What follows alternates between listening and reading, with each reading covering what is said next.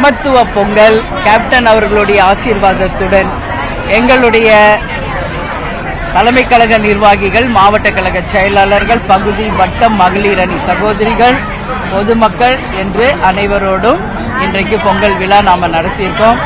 Captain அவர்கள் எப்பவுமே சமத்துவ பொங்கல் தான் எப்பவுமே நடத்துவார். அந்த வகையில் இன்றைக்கும் இந்து, இஸ்லாம், கிறிஸ்துவர்களை அழைத்து சமத்துவ பொங்கலை நாம் நடத்தி இருக்கிறோம். இந்த பொங்கல் தமிழ்நாட்டுக்கும் தமிழக மக்களுக்கும் ஒளிமயமான நல்ல ஒரு எதிர்காலத்தை நிச்சயமாக உருவாக்கும் என்பதில் எந்த மாற்று கருத்தும் கிடையாது. நாளைக்கு போகி, இப்ப நான் பேசினது மாதிரி தான் இந்த போகி எல்லாருடைய கஷ்டங்களும் நீங்கி, இருள் நீங்கி, எல்லாருடைய எதிர்காலமும் எல்லாருடைய வாழ்க்கையும் தை 1ஆம் தேதியிலிருந்து வெகு ரொம்ப ரொம்ப நல்ல ஒரு வருஷமாக இந்த 2026 அமையும். வர இருக்கின்ற நம்மளுடைய தேர்தல் நிச்சயமாக தமிழ்நாட்டுக்கும் தமிழக மக்களுக்கும் மிகப்பெரிய ஒரு வெற்றி தேர்தலாக அமையும். வரப்போகும் ஆட்சியும் உறுதியாக மாபெரும் ஒரு ஆட்சியாக அமையும். அது மக்களுக்கும் நாட்டுக்கும் நல்லது விளைவிக்கும் என்பதில் எந்த மாற்று கருத்தும் இல்லை. எனவே தமிழகம் முழுவதும் தைப்பொங்கல் அன்னைக்கு பொங்கல் கொண்டாடும் எங்கள் கழக மாவட்ட கழக செயலாளர்கள், ஒன்றியம், நகரம், பேரூர் கிளைக்கழக நிர்வாகிகள், கேப்டனை தன் உயிர் மூச்சாய் கொண்டுள்ள எங்கள் அன்பு தொண்டர்கள், என் மகளிரணி சகோதரிகள், பொதுமக்கள், உலகமெங்கும் பொங்கல் கொண்டாடும் அனைத்து தமிழர்களுக்கும் தலைமை கழகத்தின் சார்பாக இந்த பொங்கல் மாபெரும் வெற்றி பொங்கலாக அமைய வேண்டும் என்று மனதார வாழ்த்துகிறேன்.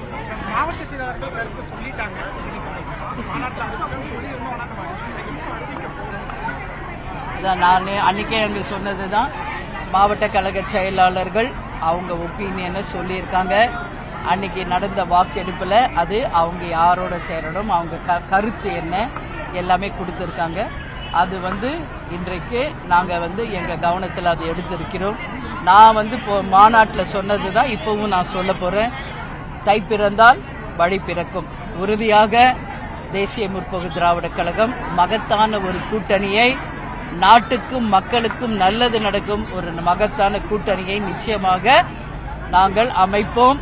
அது பத்திரிகையாளர்களை அழைத்து நிச்சயமாக அதிகாரப்பூர்வமாக அறிவிப்போம் என்பதை இந்த நேரத்தில் சொல்றேன்.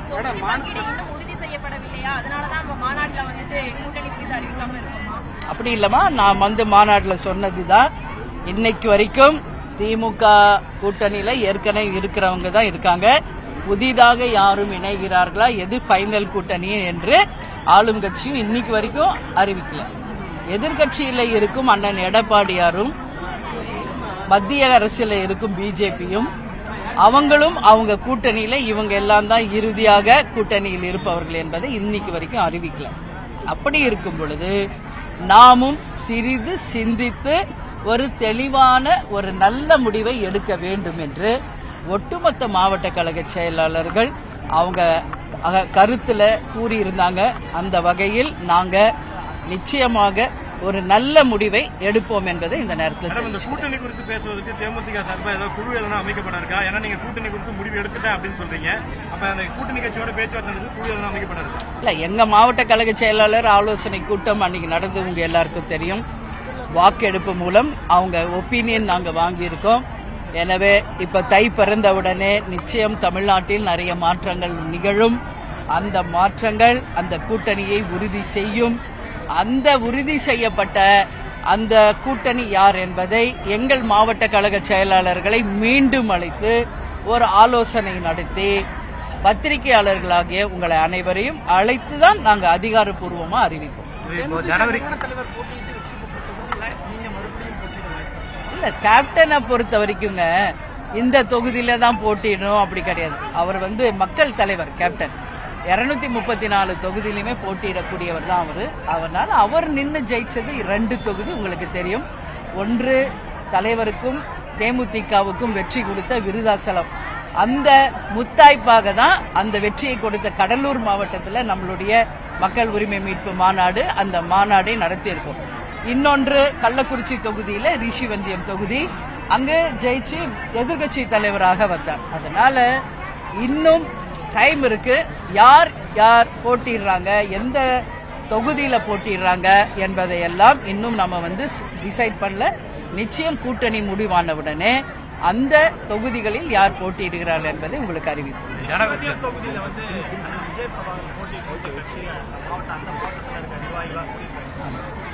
எங்க மாவட்ட கழக செயலாளர் உங்களுக்கு சொல்றேன், உள்ளம் தேடி இல்லம் நாடி மற்றும் மக்களை தேடி மக்கள் தலைவர் தமிழ்நாடு முழுக்க நாங்க செல்றோம்.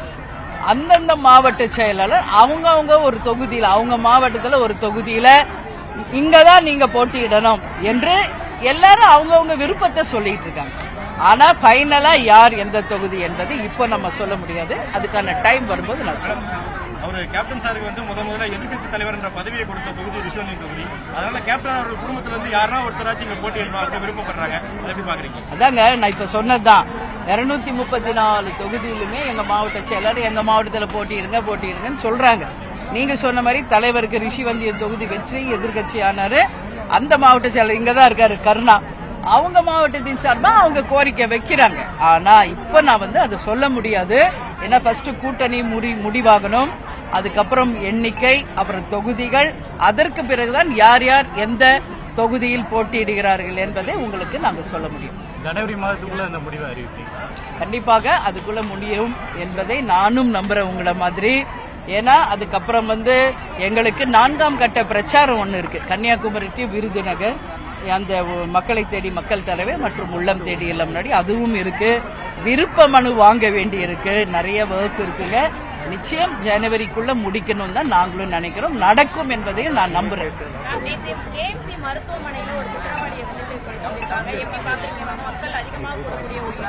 இல்ல, அவர் வரலாறே பார்த்தா அவரே ஒரு ரவுடின்னு சொல்றாங்க. பல்வேறு வழக்குகள் அவர் மேல இருக்குன்றதையும் சொல்றாங்க. அவர் போதையில அங்க தூங்கிட்டாருன்றதையும் சொல்றாங்க. அந்த நேரத்தில் அந்த படுகொலை நடந்ததா சொல்றாங்க. இந்த மாதிரி இருக்கு. நான் என்ன சொல்றேன், ஃபர்ஸ்ட் ஆஃப் ஆல் இங்க சட்டம் ஒழுங்கு மிகப்பெரிய கேள்விக்குறியா இருக்கு. அதுல மாற்று கருத்து கிடையாது.